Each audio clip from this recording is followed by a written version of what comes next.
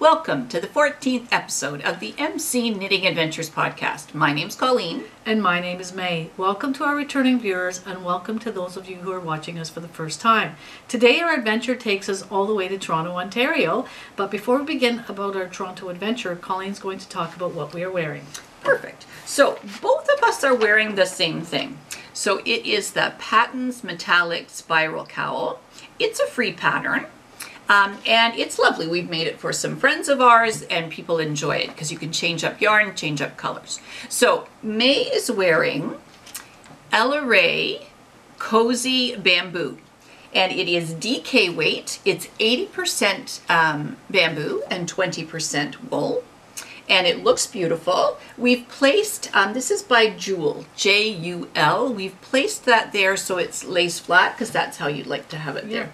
And it's great. It's hard to believe that they're the same, like I find it hard to believe that the exact same pattern, exact same thing. Exactly. Because they look so different. Exactly. This one was kind of a mosaic kind of pattern and it ended up with a spiral. I like it. It suits you very nicely. Thank you. And I am wearing exactly the same pattern, but it's Sirdar Snuggly Baby Bamboo DK. Once again, same idea. 80% bamboo, 20% wool. And that yarn is so soft. It is. It's lovely. And what I like is that the pattern has, it's like lace work, and so it's a little bit more open. So I think what I might do is throw this in my backpack, take it to work, and then when it gets cold because of air conditioning, throw it back on. Sounds good. But they look great. Looks yeah. good on you. I really enjoy them. They feel comfortable around the neck, so I really like that. That's what we're wearing, and now we're going to talk about our finished objects.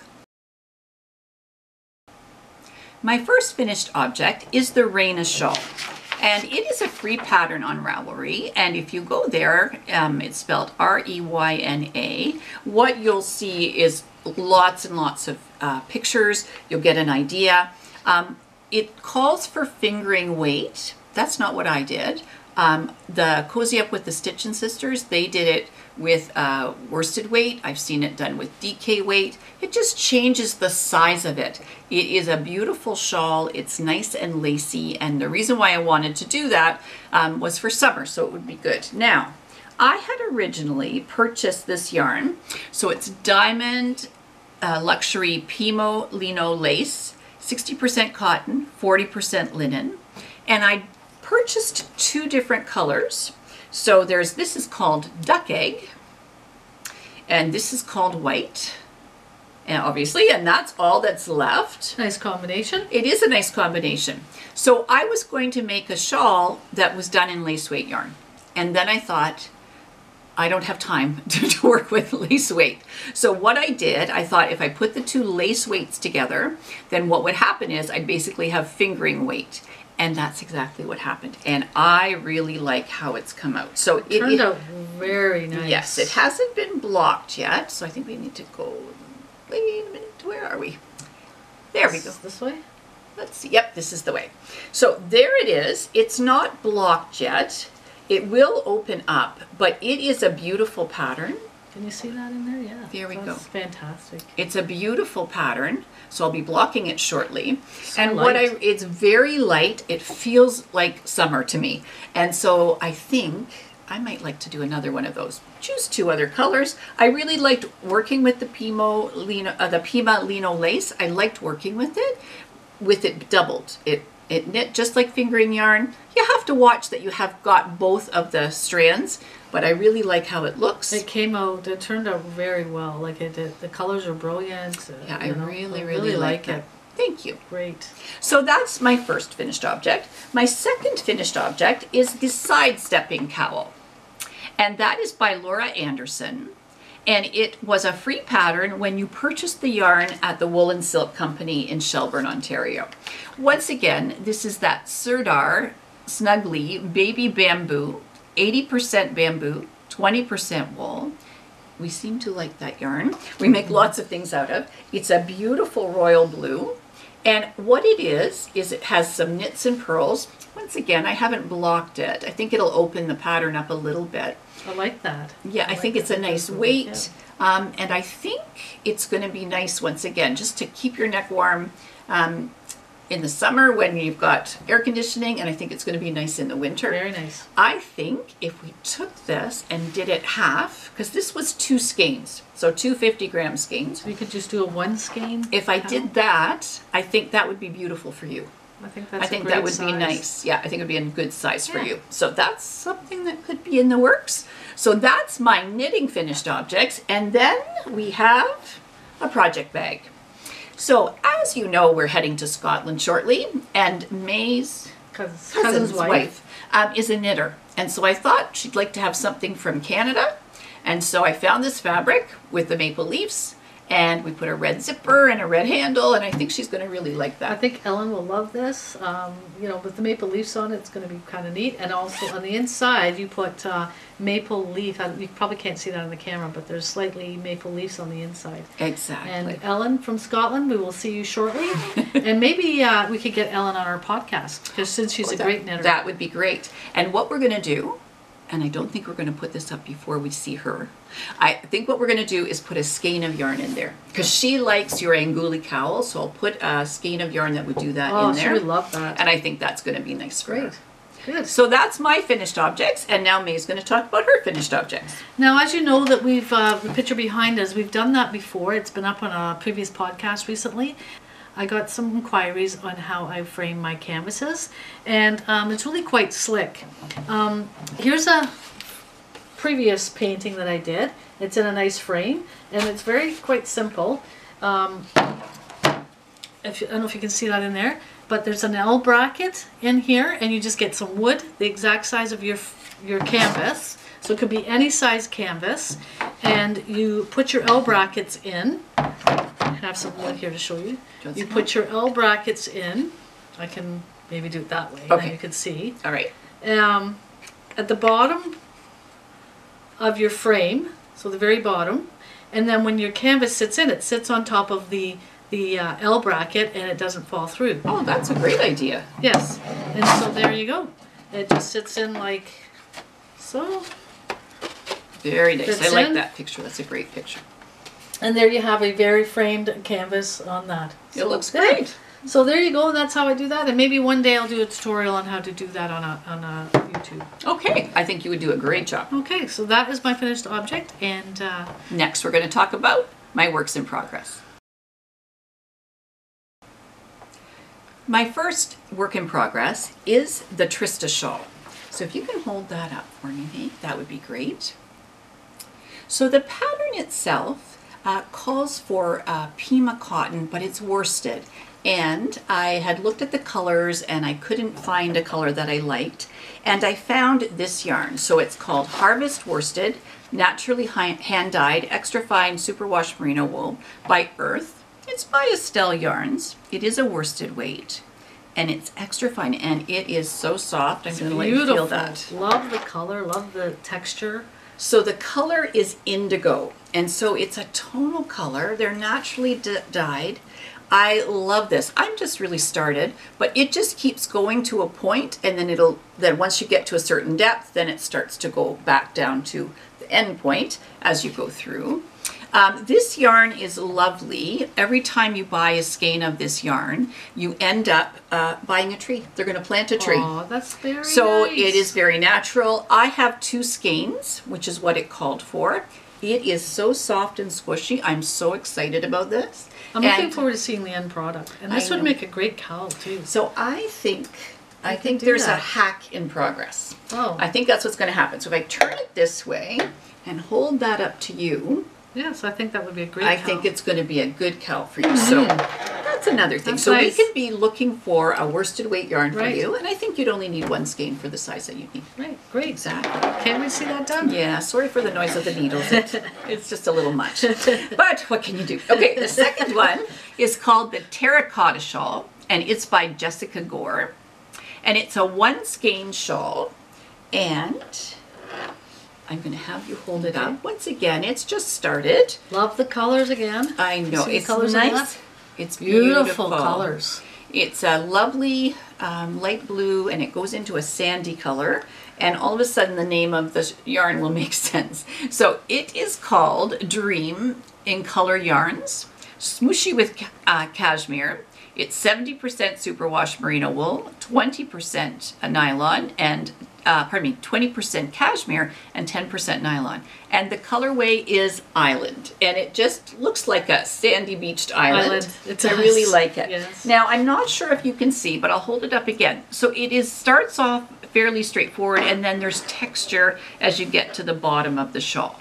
So I am really excited about getting that done. I love the color of it. And only one skein. And only one skein. So That's I gonna am be interesting thrilled. to see the size of that. I am thrilled.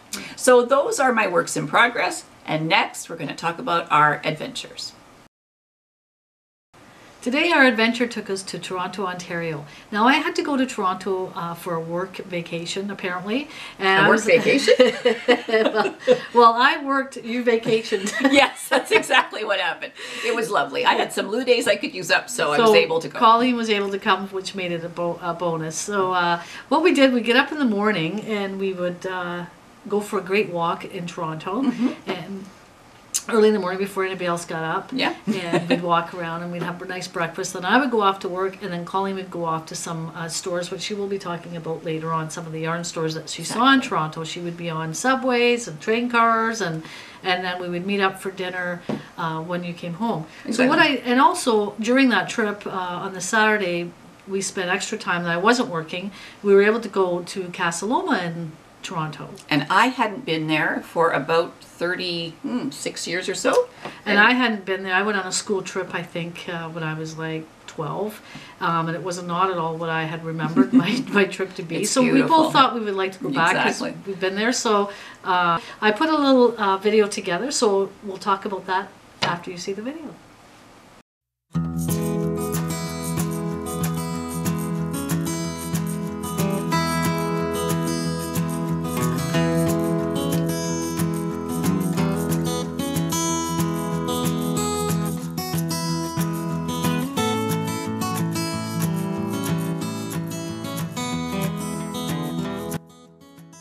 Casa Loma is Spanish for house on the hill. Casa Loma was built in Toronto in 1911 by a man named Henry Pellet. It took 300 workers and 3 years to build at a cost of $3.5 million. Henry Pellet was involved in all kinds of industries: insurance, land development, steel, coal, railroad, just to name a few. He controlled 25% of the Canadian economy. Today it is a tourist attraction in Toronto, and several famous movie scenes have been filmed in Casa Loma. As you can see, the stables are spectacular. The herringbone pattern on the floor was to prevent the horses from slipping. During the Depression, the taxes at Casa Loma went from $600 per year to $1,000 per month. Henry had to sell off many of his possessions in order to be able to pay for this. Eventually, he wasn't able to keep up. 1920, the Casa Loma was sold to some investors and it was made into a hotel.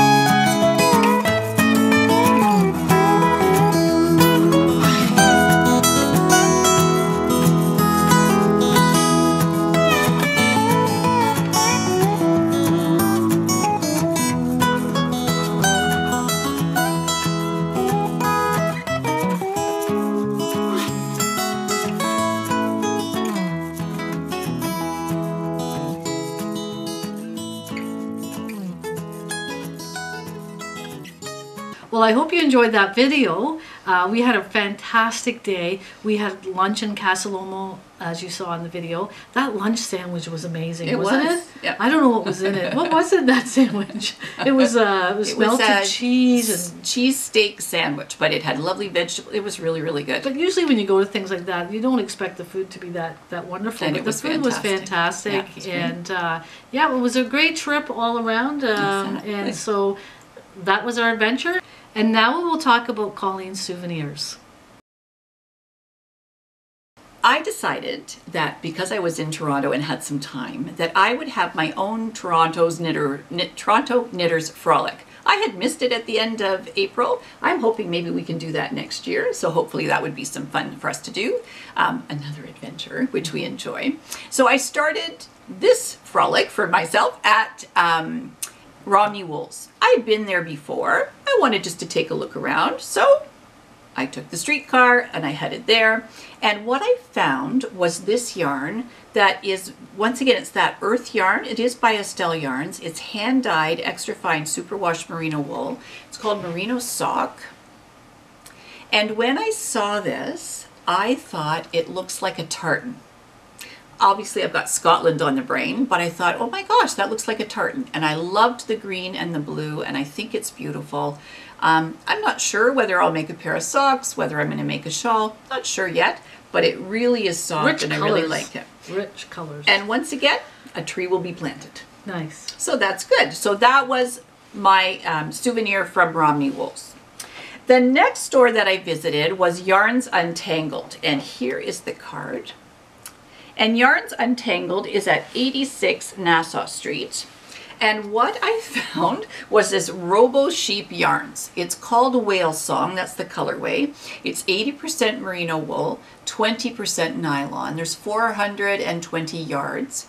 It is beautiful yarn. And the dyer of this yarn lives about 10 minutes from the store that I got it at. Aww. So they live in Toronto. I love their logo. Look at that sheep. So cute. That is a great logo. Exactly. So once again, I think that would make a nice shawl, and I'll work on that. But I loved that colorway, and I loved the fact that I'm buying local. It's kind of nice, and I appreciate that I can do that. Now, when I go to Yarns Untangled, because I've been there a couple of times, there is a little market that's called the Blue Banana Market, and there's its card.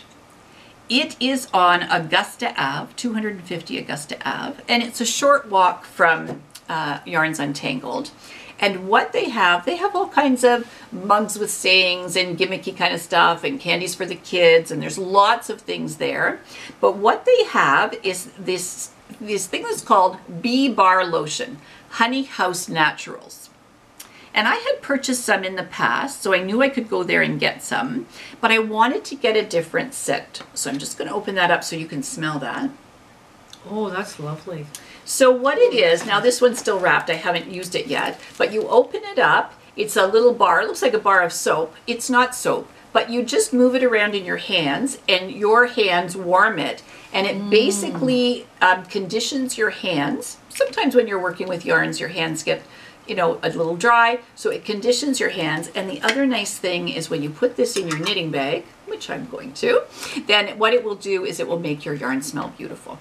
Nice. So that is the Bee Bar Lotion. I would recommend it. I've used it before and I really, really like it. So that was at the Blue Banana Market. Then I took another streetcar, because we were there for 4 days. I was very busy. I was having a frolic. I was good. And I went to the Purple Purl. And I found two things that I just loved. So this is Zen Yarn Garden. It's 70% merino, 20% cashmere, 10% nylon. This is the Matrix colorway. And I love that streak of that neon-y kind of green. And it's purple. And I like purple.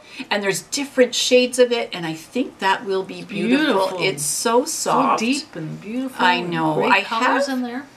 There's a pattern that's called the yarn stretcher, and it doesn't mean you stretch your yarn. It just means the way that the shawl is designed is it makes the most out of the yarn that you have. And so something like this, it has, how many yards does it have? 400 yards. So I think that would be a great pattern for that. Yeah. And I'll make sure I include that name in the show notes. So that's that. The other thing that I bought, and these are called the Addi Flexi Flips. And when I had been in Calgary and Edmonton and all of the yarn stores, there were 10 of them, when I was in Alberta, I was trying to find these and I couldn't find them. I wanted them for socks, and most of you will have seen them, but I'm glad that May's showing them. So there are 3 of them. 2 will hold your stitches. The other one is the needle that you knit with. It's kind of a cross between a circular needle and a DPN, double pointed needle.